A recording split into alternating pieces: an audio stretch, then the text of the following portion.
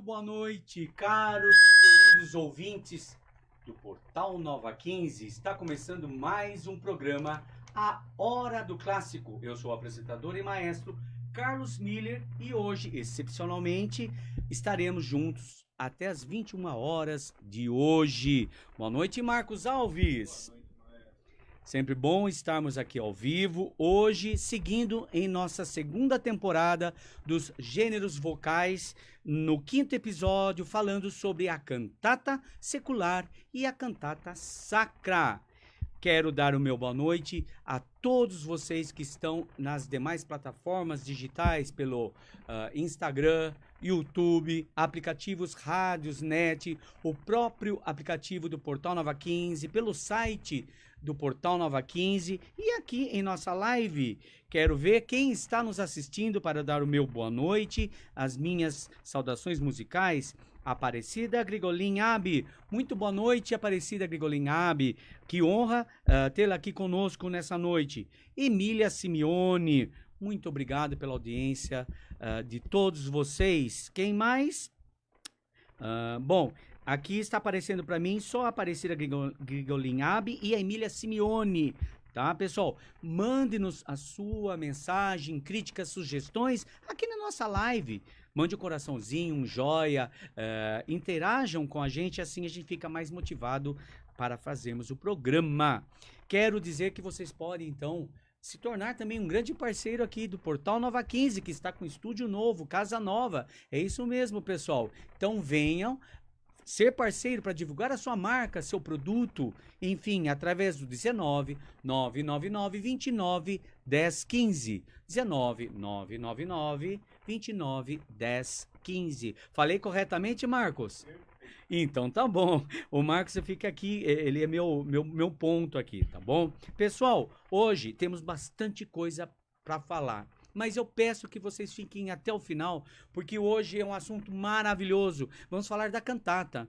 Meu Deus do céu, a cantata é a forma que se entrepôs, digamos assim, entre o moteto, o oratório e a ópera. Então vamos conhecer um pouquinho deste gênero vocal, esse gênero de música que voltado para a música profana ou a música sacra.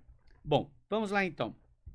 Cantata, composição vocal sacra ou secular, acompanhada por baixo contínuo, que poderia ser por cravo, órgão, espineta ou orquestra, dividida em vários movimentos, onde se alternam coros, recitativos e áreas que desenvolve o texto utilizado. Iremos falar precisamente agora sobre a cantata secular, ou seja, a cantata profana. A cantata secular, também chamada de profana ou da câmara, ou seja, de pequena sala, né? É um gênero essencialmente lírico que surge principalmente na Itália a partir das ideias do Renascimento e seu desenvolvimento se relaciona estreitamente com a tendência dos compositores do século XVII. Né, início do século XVII, de transformar o estilo polifônico contrapontual, presente nas diferentes e complexas formas do madrigal, em um estilo monódico, ou seja, com uma única linha melódica. Essa tendência do gosto musical do século XVII se acentuou tanto na cantata como na ópera, que se desenvolve em paralelo. Entretanto, é na cantata que o canto monódico se apresenta mais puro, devido às suas qualidades essencialmente líricas e não influenciadas por elementos cênicos ou dramáticos. O nome cantata teve seu início um significado genérico. No seu início, um significado genérico, designando com notável amplitude uma composição musical a uma ou mais vozes com acompanhamento instrumental do baixo contínuo. Até meados do século XVII, os compositores não discerniam claramente os limites entre a cantata, a ária e o madrigal. Podia ser uma canzoneta jocosa, ou seja, uma canção burlesca, uma área mais ou menos lírica ou dramática, e ainda ampliar-se com um episódio exposto de forma narrativa, seguindo-se de área e recitativo. Utilizam-se textos de poetas maiores como Petrarca e Tasso, além de outros poetas da época como Chiabrera, Testi e Guarini. Podemos assim considerar com segurança que os precedentes históricos da cantata são essencialmente a área e o madrigal. O madrigal, com seu texto formado por uma composição poética ampla, sem repetição ou divisão de estrofes, resultava naturalmente numa fusão de trechos declamados em estilo recitativo com trechos melódicos amplamente ornados, apropriados ao exercício do virtuosismo vocal. A área, ao contrário, era composta de uma poesia dividida em estrofes que se ligavam intimamente à melodia, simples e popular, às vezes com um ritornello canzone. Com estrutura musical bastante variada, as diversas estrofes podiam ser cantadas sob a mesma melodia, outras vezes sob melodias que mudam com as estrofes, acompanhadas pelo baixo contínuo.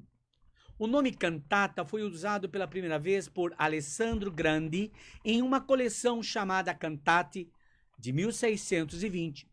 Domenico Mazzocchi compõe, a partir de 1640, portanto, obras de estrutura mais ampla e caráter narrativo mais explícito, compostas de áreas e recitativos, se assemelhando ao tipo de madrigais dramáticos de Monteverdi e Orazio Vecchi.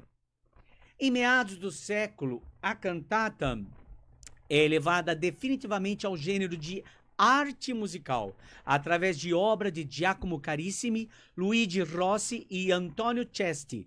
De Carissimi destacamos Heráclitus et Demócritus e a cantata composta pela morte de Maria Stuart, para soprano e baixo contínuo. De Rossi destacamos um Ferito Cavalier, composta por ocasião da morte de Gustavo Adolfo, rei da Suécia, e Celossia, dividida em 3 partes, cada parte em 3 movimentos. Alessandro Stradella compôs mais de 200 cantatas com o mesmo estilo vigoroso de suas óperas. Com os compositores da escola veneziana e bolonhesa, o acompanhamento orquestral começa a assumir maior importância. No fim do século XVII, a cantata adquire maior vigor expressivo através da escola napolitana, principalmente com Alessandro Scarlatti, que nela imprime uma melodiosidade graciosa e maior dramaticidade. Sua estrutura básica alterna-se entre uma área colocada entre 2 recitativos ou um recitativo colocado entre 2 áreas. Scarlatti implanta definitivamente a área da capo, formada por 3 partes principais. Na primeira, o cantor exercia ao máximo seu virtuosismo vocal.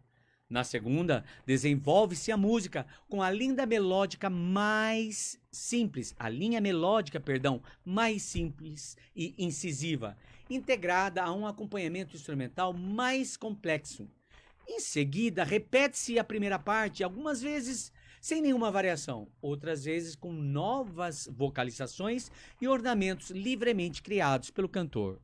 Já no século XVIII, a cantata difunde-se enormemente. Na escola napolitana destacam-se Pergolesi e Mantini. Na escola veneziana, Caldara, Marcello, Vivaldi e Albinoni confere a este gênero musical a amplitude de uma peça dramática equiparável ao oratório. Já no fim do século XVIII, a cantata entra em declínio, principalmente em consequência da maior difusão da música orquestral sinfônica e do advento do romantismo, que atende novas exigências estéticas diferentes daquelas proporcionadas pelo íntimo lirismo que caracterizava a cantata nos seus melhores momentos. A cantata no século XIX é uma ampla composição orquestral para solistas e coro que se integra às novas experiências teatrais e sinfônicas. Apesar de ser uma forma musical essencialmente italiana, a cantata secular foi cultivada esporadicamente por compositores de outros países da Europa. Destacam-se Campra, Clérambault, Rameau e Berlioz na França, e Reinhard Kaiser, Telemann, Handel, Johann Sebastian Bach, Carl Philipp Bach, Haydn, Mozart, Beethoven e Schubert na Alemanha e Áustria. Muito bem, pessoal. Então agora nós ouviremos a nossa primeira playlist de hoje, que vai ser uma obra, né, uma cantata veneziana de Antônio Vivaldi, Cessati o mai cessati, né? Ah, ti infelice sempre, quer dizer, essa composição, pessoal, falando rapidamente sobre ela, tá? É uma cantata veneziana. Quem foi então Antônio Vivaldi, né? Antônio Lúcio Vivaldi foi um compositor e músico do estilo barroco tardio, oriundo da República de Veneza, atual Itália. Tinha a alcunha de o Padre Ruivo, por ser um sacerdote católico de cabelos ruivos. Compôs 770 obras, entre as quais 477 concertos e 46 óperas. É conhecido do grande público principalmente por seus 4 concertos para violino e orquestra, denominados As 4 Estações. Quem nunca ouviu As 4 Estações de Vivaldi? Agora, falando sobre a cantata Cessati o mai cessati. Ah, ti infelice. Além da estatística de mais de 500 concertos que geralmente serve para apresentar Vivaldi, sua produção inclui mais de 3 dúzias de cantatas solo. Pouco se sabe sobre essas obras, incluindo informações básicas como datas de composição, mas acredita-se que Cessati ou mai cessati possa vir da parte posterior da vida de Vivaldi, uma suposição feita principalmente por motivos estilísticos. Cessati ou mai cessati exemplifica o tipo de cantata predominantemente no final do século XVII e início do século XVIII, em termos de texto e música. Os textos dessas obras eram geralmente de natureza arcádica, com pastores e pastorais lamentando amores perdidos. Nesse caso, a Dorila, desumana e ingrata. E a música consistia em uma breve sequência de recitativos e áreas. Cessati ou mai cessati cai aproximadamente em 5 sessões. Um breve ritornelo instrumental na abertura funciona como uma sinfonia, seguido por uma recitação acompanhada que rastreia as mudanças no texto, desde explosões violentas e abruptas até as qualidades mais reflexivas das últimas linhas antes da condenação final do amante. A primeira área, um largheto magnífico, encontra o pastor chorando pela Dorila. A combinação única de pizzicato e notas curvadas no acompanhamento, possivelmente representando suas lágrimas ou sua lira.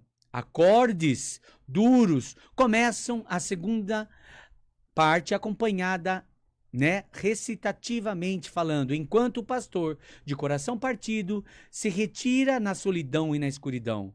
Uma área allegro agitata termina a cantata de forma furiosa e operática, com suas cordas apressadas e a linha resoluta de graves, combinando com o tom irado e decisivo do texto. Né? Pessoal, temos então o texto aqui, a letra original. Volta lá, por favor. Isso. Letra original de Cessati o mai cessati. Ah, ti infelice sempre, mi vuoi Dorila ingrata, ah, sempre più spietata, mi stringi a lagrimar, per me non v'è ristoro, per me non vi spene, e ir per martoro e le mie pene, solo la morte può consolar. Vamos então à música, maestro, Cessati o mai cessati, de Antônio Vivaldi.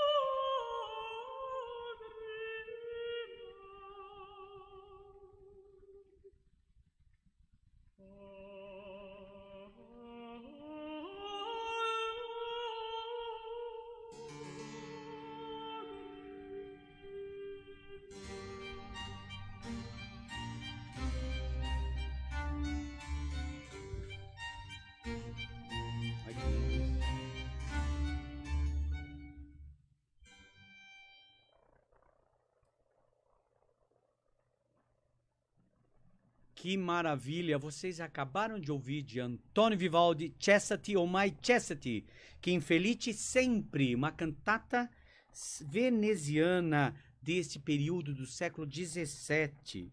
Muito bem, antes de seguirmos com a nossa programação, quero dar meu boa noite para quem entrou na nossa live agora. Só que antes eu quero agradecer as mais de 45 pessoas, ouvintes que estão em nosso site. Meu muito obrigado a vocês que estão antenados, ligados, viajando no seu carro, em casa mesmo, no seu computador, no seu home office, ouvindo o programa Hora do Clássico. Meu muito obrigado. Gratidão a todos vocês, pessoal. Isso é muito importante. Vamos ver quem está agora aqui, quem entrou. Nós vimos então Ana Lúcia Tomé Alves, muito boa noite, a nossa mãe aqui, nosso querido Marcos Alves, muito obrigado pela audiência. Maria de Fátima, boa noite. Marcos Alves aqui, Diego Souza do programa Seu Talento aqui do Portal Nova 15, grande abraço, Diego, muito obrigado pela sua audiência também. Quem mais? Edson Gorga, grande abraço, amigo palmeirense, gosto de você, saudades, hein? Muito boa noite. É isso, pessoal, venham, participem, interajam, mande o seu joinha, seu like aí, coraçõezinhos, e também críticas e sugestões, pedidos de músicas, autores, obras, tá, pessoal? Isso é muito importante, pelo 19 999 29 10 15. Bom, seguindo então, nós soltaremos agora a nossa playlist do segundo vídeo, que é uma cantata secular, só que é uma cantata de um compositor anônimo, uma cantata acadêmica, chamada Herói Egrégio Douto Peregrino, tá? São barrocos de Acaf, com a soprano Ludmila Thompson, no primeiro violino Alexandre Cruz, segundo violino Marcos Helde, no violoncelo Sabrina Passarelli, espineta Isabel Cangi.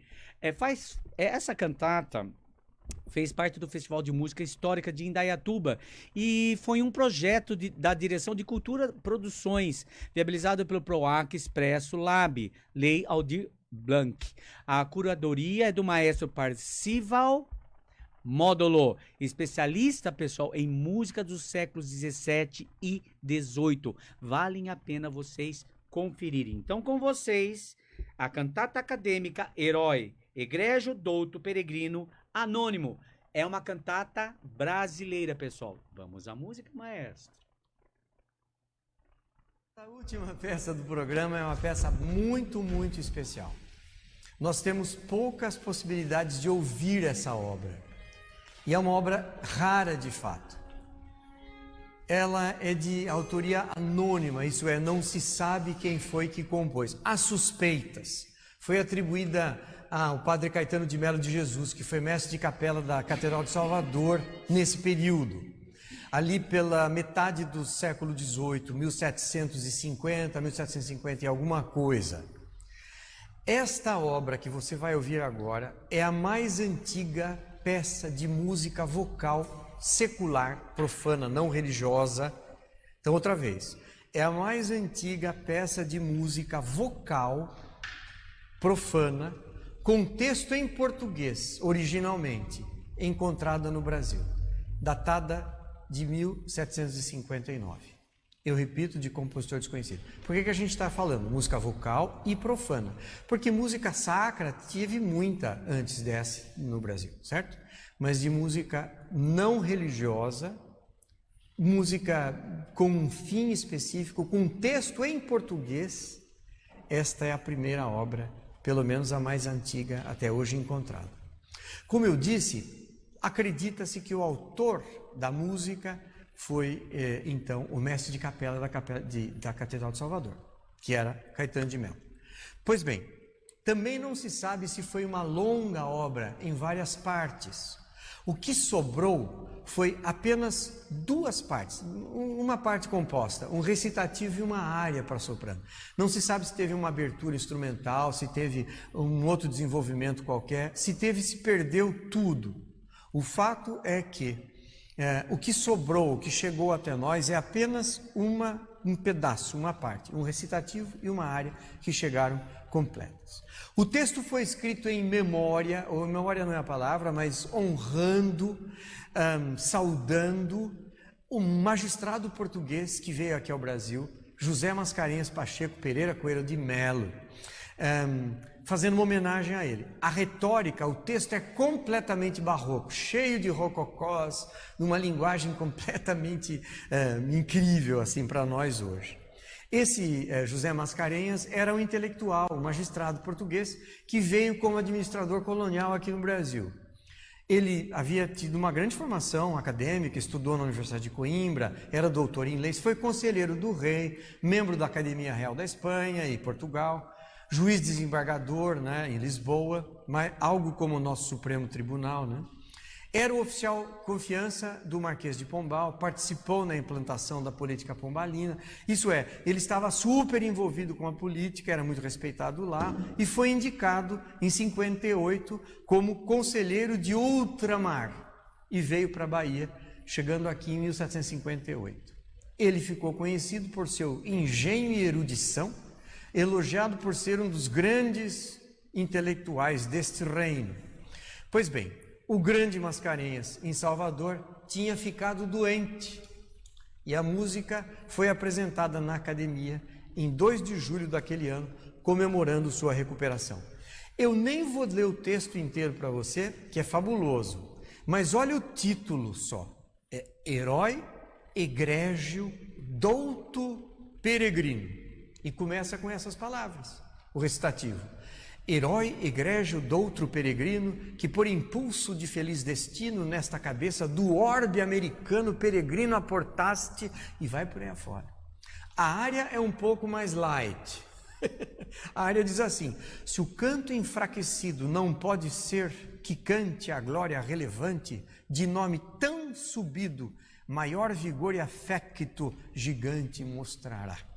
Pois tendo por objeto o herói de tal grandeza, a mesma natureza de grande adquirirá.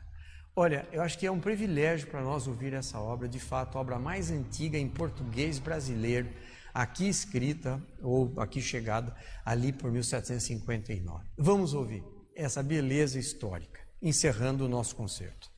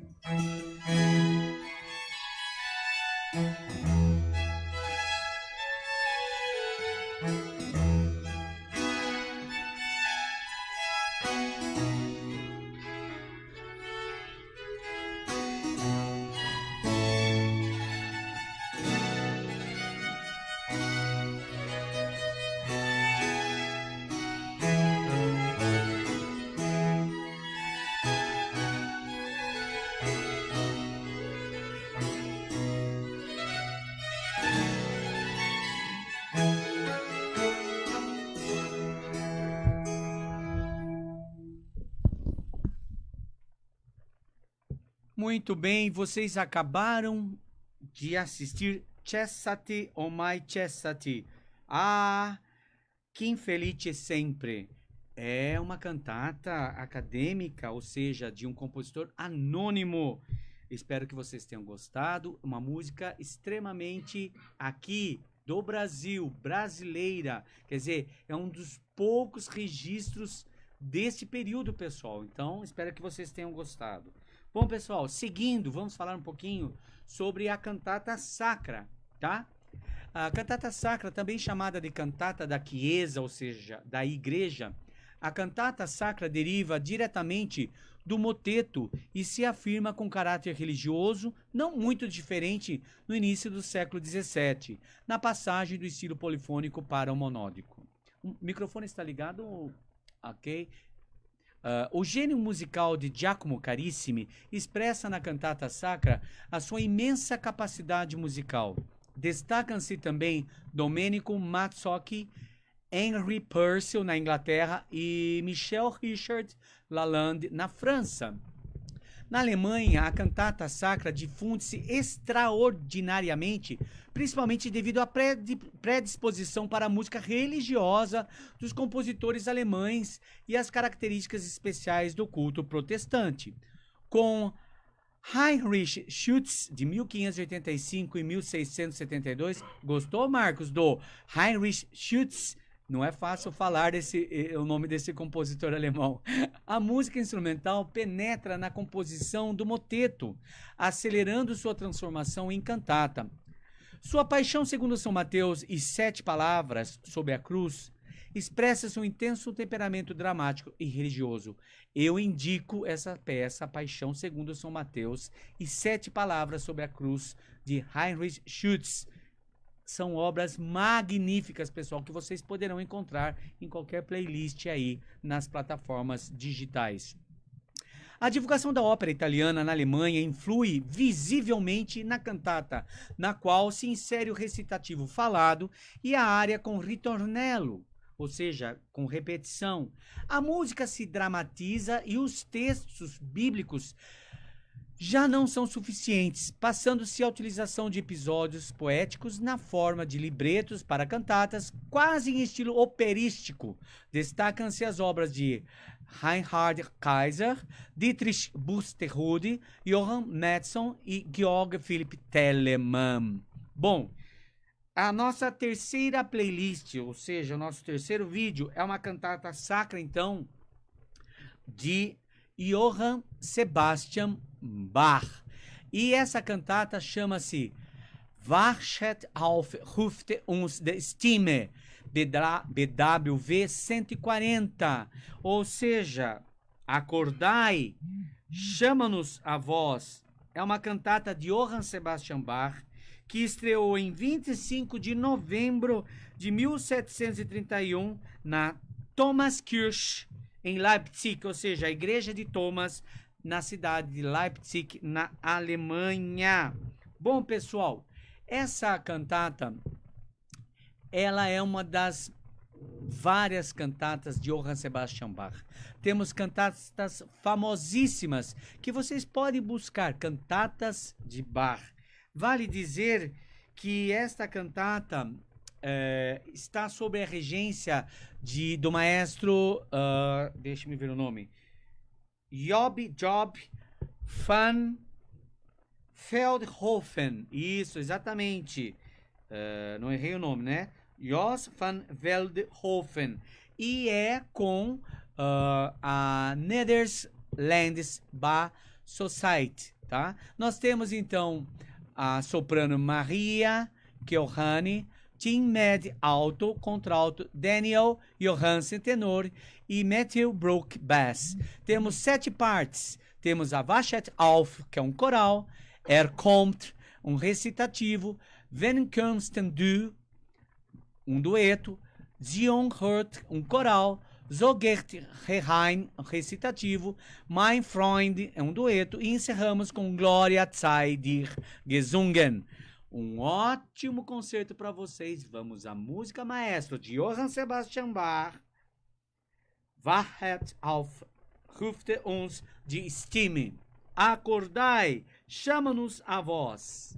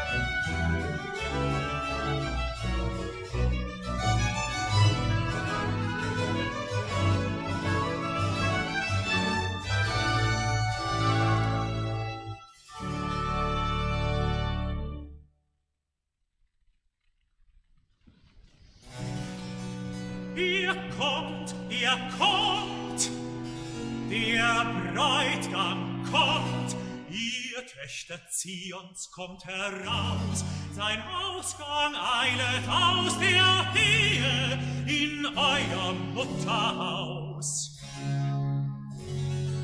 Der Bräutigam kommt, der einem Rehe und jungen Hirsche gleich auf den Hügeln springt und euch das Mahl der Hochzeit bringt. Wacht auf, ermuntert euch, den Bräutigam zu empfangen. Dort, sehet, kommt ihr hergegangen.